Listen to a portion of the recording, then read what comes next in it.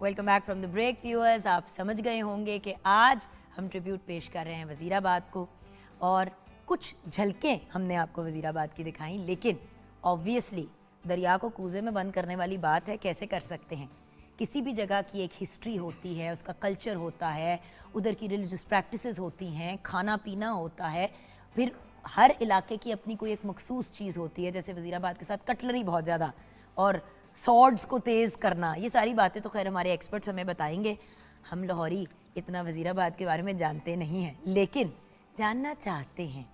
इसीलिए ये एफ़र्ट हमने शुरू किया है। Every now and then, every few weeks, आपको पता है हम किसी ना किसी सिटी को पकड़ते हैं और उस सिटी से रिलेटेड बातचीत करते हैं। सो आइए मिलते हैं अपने 3 ब्रिलियंट एक्सपर्ट से जो वहाँ से ही बिलोंग करते हैं। हमारे साथ डॉक्टर नुमान रफ़ी हैं, writer, columnist and social activist. अस्सलाम वालेकुम डॉक्टर साहब। वालेकुम अस्सलाम। देन शकील आज़म साहब, जो सोशल एक्टिविस्ट तो हैं बट एक्स चेयरमैन है पाकिस्तान कटलरी एसोसिएशन वज़ीराबाद के। देखा ना, कटलरी ने आना था कहीं ना कहीं। एंड देन सिविल सर्वेंट से ज़्यादा कौन जानता है किसी भी इलाके के इन्स एंड आउट्स, उसके प्रॉब्लम्स, उसके प्लसेस, बल्कि ये वो लोग होते हैं जो आपको अच्छाइयाँ ज़्यादा बता सकते हैं, क्योंकि हम तो सिर्फ नेगेटिविटी पे फोकस करते हैं।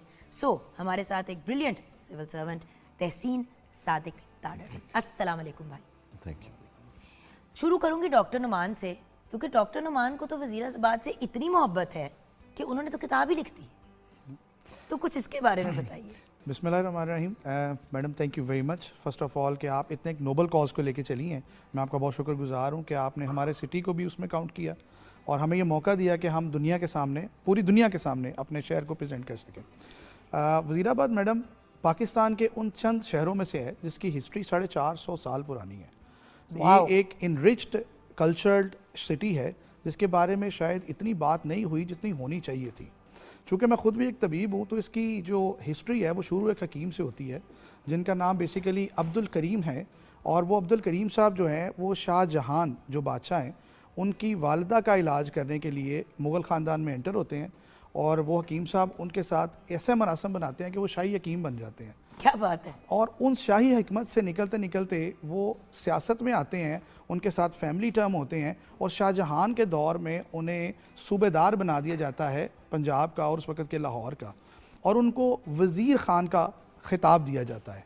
तो वज़ीर ख़ान साहब ये वही हैं जिन्होंने वज़ीर ख़ान मस्जिद लाहौर में बनाई, और उस वक्त उन्होंने 22 लाख रुपया इकट्ठा किया था इलाज की तोहफे के तौर पर। जी उस वक्त का 22 लाख जी टका, उस वक्त का टका, और वो उन्हें इनाम में दिया गया था। हमें आजकल कोई 22 लाख रुपए दे दे तो हम तो ये बड़ी डालें। मुस्तनद बात है जी। और उन्होंने चूँकि इलाज किया था मलिका का, और उसके बाद उन्हें वज़ीर का लक़ब भी दिया गया, वज़ीर ख़ान का, और वो सूबेदार थे बेसिकली।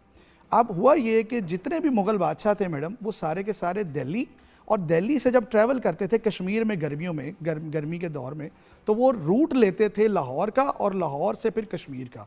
तो ऑन द वे उन्हें रात अक्सर पड़ती थी दरिया के किनारे, तो रात वो दरिया क्रॉस नहीं करते थे, और चनाब का एक ऐसा एरिया है जहाँ पे उन्हें अक्सर रुकना पड़ता था। And then they decided to make a new city there, कि यहाँ पे एक ऐसा शहर बनाया जाए जहाँ पे हम पड़ाव कर सकें, जहाँ पे हम रुक सकें।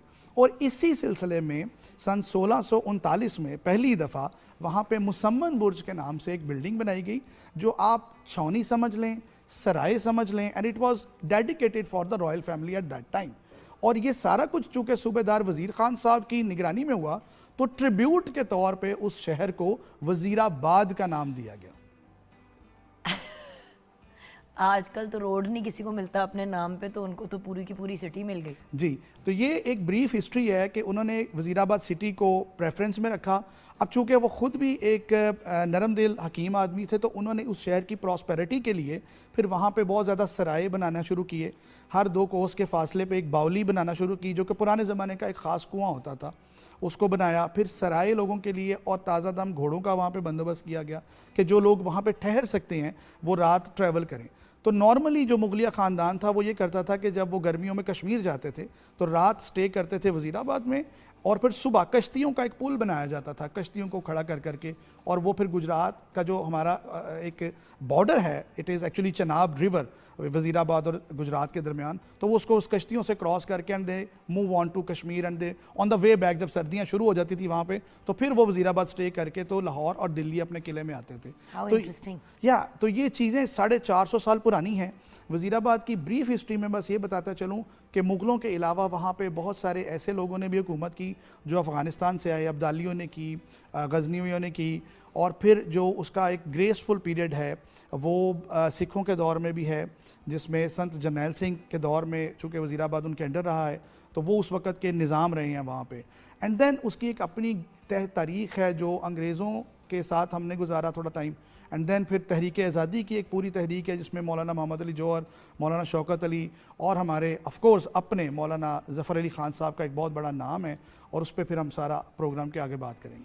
جی سر, وزیر آباد. جی بسم اللہ الرحمن الرحیم. ایک تو شکریہ کہ میڈم آپ نے ہمیں آج اتنے اچھے شو کے اندر مدعو کیا اور ہمیں موقع ملا سٹی آف کٹلری وزیر آباد کو جو ہے وہ پوری دنیا کو بتانے کے لیے اور پورے پاکستان کو بتانے کے لیے. شاید ہماری ینگ جنریشن کو تو یہ پتہ بھی نہیں ہوگا. اور بات یہ کہ دیکھیں کٹلری ایک ایسی چیز ہے جس کی وجہ سے ورلڈ فیمس ہے, لیکن کٹلری کے علاوہ بھی اتنا کچھ ہے, اتنی بیوٹیفل اور کلرفل ہسٹری ہے. ہم ایکچولی کسی بھی جگہ کو نا کسی ایک چیز کے ساتھ ایسوسیٹ کر لیتے ہیں, کسی کو فٹ بال سے ایسوسیٹ کر لیا تو کسی کو کسی اور سے کر لیا, بٹ ہم یہ بھول جاتے ہیں کہ کوئی بھی جگہ صرف ایک چیز کی وجہ سے شاید فیمس ہوئی ہو, لیکن اس کی ایک ہسٹری اور ایک کلچر ہے, وہ نہیں بھول سکتے ہم. ایسا ہی ہے. تو الحمدللہ مجھے یہ بتاتے ہوئے بڑی خوشی ہوگی کہ وزیر آباد اس وقت جو ہے وہ پوری دنیا میں سب سے زیادہ ڈیمیسکس جو کا جو خنجر, اس کے جو نائفز ہیں, کچن نائفز ہیں, وہ سب سے زیادہ پروڈیوس جو ہے وہ کر رہا ہے دنیا کے اندر, اور اس کی بڑی مارکیٹ جو ہے وہ ہماری جو ہے وہ یو ایس اے ہے. اوکے. اور ہماری جو تلواریں ہیں جو ہے وہ آپ کو سن کے یہ بھی میڈم خوشی ہوگی کہ ہالی ووڈ کے اندر جو ہے وہ ہماری جو ہے وہ تلوار جو ہے وہ یوز ہوتی ہیں کیونکہ جب ان کو وہاں سے بنوانا ان کو چاہیے ہوتا ہے, اسپیشلی سوارڈ فائٹس کے لیے, اور جب کسی بھی سپر ہیرو ٹائپ چیزیں ہوتی ہیں تو بڑی اسپیسیفک, کیونکہ دیکھیں باہر کے ممالک میں جب آپ نے یہ چیزیں بنوانی ہو تو لوگ اوکھے سوکھے ہو جاتے ہیں کہ نہیں جی نہیں ہو سکتا, یہ نہیں کر سکتے, وہ نہیں کر سکتے. ہمارے لوگوں کی خوبصورتی یہ ہے کہ ہم ہاتھ سے بھی اگر چیز بناتے ہیں تو اتنی خوبصورتی سے بناتے ہیں کہ مشین اس کے ساتھ مقابلہ نہیں لگا سکتی. بالکل ایسے ہی ہے. اور کرافٹسمنشپ ہے جو ہے وہ, اور گلیڈیٹر کے اندر جو تلوار جو ہے وہ کاپی کر کے جو ہے وہ وہاں پہ ظاہری بات ہے ماسٹر پیس تو وہیں پہ تیار ہوتا ہے, اس کے بعد اس کی کاپیز جو ہے وہ وزیر آباد سے ہی تیار ہو کے جو ہے وہ جاتے رہے. ارلی 90s اور 2000 کے بٹوین جو ہے وہ اس صنعت نے جو ہے وہ بہت زیادہ جو ہے وہ تلوار سازی کے اندر ایکسپورٹ کیا ہے. اور یہاں پہ تو لوگ تلواریں اپنی بادشاہ وغیرہ ادھر تلواریں تیز کرانے کے لیے بھی آتے رہے. ماضی جو ہے وہ بڑا بریلنٹ جو ہے وہ اس انڈسٹری کا جو ہے وہ ماضی ہے. پارٹیشن سے پہلے جو ہے وہ کٹلری کی جو ہے وہ صنعت یہاں پہ بڑے برانڈ تھے جو ہے وہ یہاں پہ کام کر رہے تھے. اس کے علاوہ جو ہے کہ ہماری $143 ملین کی ایکسپورٹ ہے سالانہ. واو. اس کے علاوہ جو سیکنڈ جو ہمارا ہے وہ چمچ اور کانٹا جو ہے وہ, کوکنگ سپونز ہیں, یوٹینسلز ہیں جو ہے وہ, یہ جو ہے وہ ہمارے سٹی کے اندر بنتے ہیں. اور آپ کو میں ایک مزے کی بات بتاؤں, سب سے پہلا پریشر کوکر پاکستان کے اندر جو ہے وہ بھی وزیر آباد میں بنا ہے.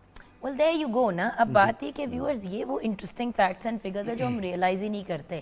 گھر میں بھانڈے برتن چیزیں یوز کر رہے ہوتے without even realizing where they come from. Football کی بھی ہمیں پاکستان میں تب قدر آئی جب فٹ بال باہر فیفا میں استعمال ہوا. یہ نہیں ریئلائز کرتے کہ عرصہ ازل سے ہو رہا ہے, یہ ہو رہا ہے. بالکل ایسے ہی ہے. وہ کسی نے بات کو وائرل کر دیا. تو بات یہ ہے کہ باہر سے پتہ چلنے سے بہتر نہیں ہے کہ ہمیں خود ہی اپنے کلچر اور اپنے ڈفرینٹ ایریاز کی بیوٹیفل چیزیں ہمیں ان کے بارے میں پتہ ہو. بالکل جی sir. Madam thank you. First of all تو مٹی کے ساتھ جو رشتہ ہے وہ آپ نے یہ جو پروگرام کا سلسلہ شروع کیا ہے, یہ ایک مٹی کے ساتھ جو رشتہ ہے وہ ایسے ہی جیسے ماں کے ساتھ رشتہ ہوتا ہے. تو آپ نے پاکستان کے ڈفرینٹ جگہوں کے ساتھ جو کنیکشنز بنانے کا یہ کیا ہے. It's appreciable and we are thankful کہ آپ نے ہمیں یہاں پہ بلایا. تو اتنا ہسٹری کے بارے میں تو اتنا ماشاءاللہ بات ہو چکی. یہ جو آج کی بات کرنی بھی ضروری ہے. جی میڈم, یہ جو تھوڑا سا میں روشنی ڈالوں گا اس پہ جو وزیر آباد کی اسٹریٹجک لوکیشن ہے اس کے بارے میں. یہ اتنا امپورٹنٹ تھا کہ 1850s تک جو ہے جو برٹش امپائر کی جو تھی cantonment, that was in Wazirabad. Later on it was shifted to Sialkot. اب جو سیالکوٹ کا کینٹ ہے وہ وزیر آباد کا تھا پہلے. اوکے. اور جو 1965 کی وار ہے, جب وہ سٹارٹ ہوئی تو وہ اس میں وزیر آباد کا جو ریلوے اسٹیشن ہے اس کو اٹیک کر کے انہوں نے ڈسٹرائے کرنے کی کوشش کی, بیکاز یہ تیسرا بڑا جنکشن ہے اس کا ہمارا پاکستان کا. یہاں سے لاہور مین اسٹریم اور ڈفرینٹ برانچیز کو ٹرینز نکلتی ہیں, تو انہوں نے وہ اس کو ڈسٹرائے کرنے کی کوشش کی, یہ اس کی اسٹریٹجک لوکیشن کی وجہ سے. تو وہ پھر بعد میں ری بلڈ ہوا. اور ایک بڑا خوبصورت برج ہے ہمارا الیگزینڈرا برج جو ہے وہ ریور چناب کے اوپر ہے, اسٹیٹ آف دا آرٹ ہے, وہ دیکھنے سے تعلق رکھتا ہے. It's almost more than 100 years old, تو وہ دیکھنے سے تعلق رکھتا ہے. تو میڈم جو ریزیلینس ہے جو وہ اس کا لیول وزیر آباد اور اس کی یوتھ میں وہ بہت زیادہ ہے. وہ اس طرح سے میں ان کی بات سے کنٹینیو کروں گا کہ جب ہٹ ملا ان کی انڈسٹری کو, ہماری انڈسٹری کو جب ہٹ ملا ہے فری ٹریڈ سے